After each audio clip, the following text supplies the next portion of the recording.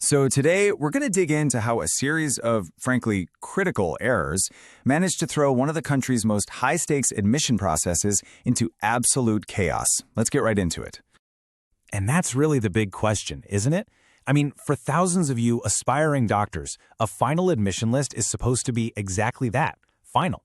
But in the 2025 NEET UG counseling, the round 3 result was released, then revised, and then revised again.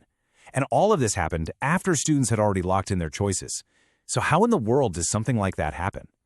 Well, to really get what happened in round 3, we actually have to rewind a bit, because this wasn't just some random, isolated incident. Nope. This was the boiling point of a pattern of mistakes that started from the very beginning, in round 1 of counseling. Okay, so it all kicks off in round 1 at Government Medical College Anantnag. The college had just 15 all-India quota seats available. Simple enough, right? Well, because of an unverified double entry, the system went and allotted 30 seats. That's double the real number. The mistake was obvious, and the Medical Counselling Committee, the MCC, they were told about it. But here's where it gets weird. Instead of just, fixing the mistake and reissuing the result, the MCC did something pretty unconventional. They looked at the data from the year before, which showed that only one student had actually shown up for those 15 seats. So they basically made a gamble. They assumed that out of the 30 students they wrongly allotted seats to, fewer than 15 would actually report and the error would just disappear. And in this case, the gamble actually paid off. No one reported and the seats just went back into the pool for round 2. But this set a really dangerous precedent. And guess what? The story doesn't end there. The pattern just kept going in round 2. So if you're thinking, okay, a one-time mistake, it happens. Well, get ready for this next one, which involved a college over in Rajasthan. All right, so at GMC Bhilwara, the magic number was 23. That's how many seats were supposed to be up for grabs in the all-India quota for round 2. A nice, straightforward number. But, and you can probably guess where this is going, a double entry error happened again. The system allotted seats to 46 students, exactly double the spots they had. This time, though, that old hope nobody shows up strategy wasn't going to work. Why? Because 31 of the students actually reported for admission. Now the college had a real problem on its hands, 8 more students than they actually had seats for. So what was the fix this time? Well, it was a multi-step kind of messy process. First, a notice admitting the mistake popped up, and then, poof, it was gone almost as fast as it appeared. Then, the MCC told the college, just accept all 31 students who showed up. The plan, apparently, was to upgrade the extra students in the next round. And to stop this from getting even more complicated, they just removed GMC Bhilwara from the choice list for round 3 altogether. An entire college just vanished from the options. Okay, so all this patching and last-minute managing, it brings us to the main event. With a system that was already clearly under a lot of strain, round 3 is where the wheels completely came off, and the breakdown was totally public. Just look at this timeline. It tells you everything you need to know about the chaos.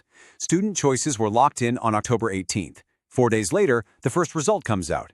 But almost right away, a revision notice follows. Then the next morning, another notice. By that evening, the final result was out. Think about that. 3 different versions in a little over 24 hours. So what on earth went so wrong? It all came down to one critical mistake. See, the MCC doesn't just handle the all-India quota. They also manage internal quotas for big-name institutions like JIPMER. And in that first round 3 calculation, they completely forgot to include the JIPMER internal quota seats. Just forgot.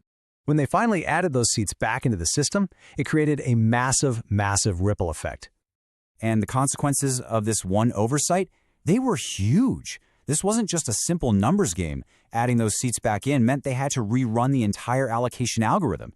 It completely shuffled the deck for hundreds, maybe even thousands of students who thought their results were set in stone. I mean, the impact this had on individual students was just staggering. Take a look at this. A student at rank 12,503, they went from having 0 seats to suddenly getting into JIPMER Puducherry. Another at rank 23,884 found out their college was being switched from AIMS Rishikesh to AIMS Bhubaneswar. And look at the others. Students who were told they had no seat at all suddenly found themselves with spots at top institutions. Let's just zero in on this one case for a second. Imagine being that student with rank 48,366. For almost 2 days, you believe you're out. You didn't get a seat. You're probably already thinking about your next steps, maybe a drop year. And then, out of nowhere, the final version comes out and you've got a seat at JIPMER Karakal. Can you imagine the emotional whiplash? It's just unbelievable. And this wasn't just about a few individual stories, as powerful as they are. The whole system shifted. Because some students moved into those newly added JIPMER seats, it opened up other seats down the line. For the SC category, the cutoff rank actually dropped. What this meant was that a whole bunch of students, dozens of them, who thought they had just missed the cutoff, were suddenly in. So let's step back for a second. What's the real takeaway here? It's really tempting to just write this off as a one-time glitch, but when you look at all the evidence from all 3 rounds, a very different picture starts to form. This is about way more than just one single mistake. Let's just lay out the pattern we've seen. In round 1, an error was basically swept under the rug with a gamble. In round 2, a much bigger error was patched up by just yanking an entire college from the options. And by round 3, the mistake was so massive, so fundamental, that it just couldn't be hidden, and it forced these multiple public revisions. The common thread here is a reactive, kind of non-transparent process that just created total uncertainty for students. And that really gets to the heart of it, doesn't it? The human cost. There's a quote that sums this up perfectly. For the organization running this, a data processing error might just be a common mistake, an operational headache. But for the thousands of candidates caught in the middle, that common mistake changes literally everything: their college, their city, the entire path of their future. And all of this leads us to one final, really important question. The NEET counseling process is a system that holds the futures of countless students in its hands. It's incredibly high stakes. So when that system shows repeated major flaws, it just chips away at trust. It forces all of us to ask who is ultimately responsible for ensuring its integrity and what needs to change to make sure this never, ever happens again.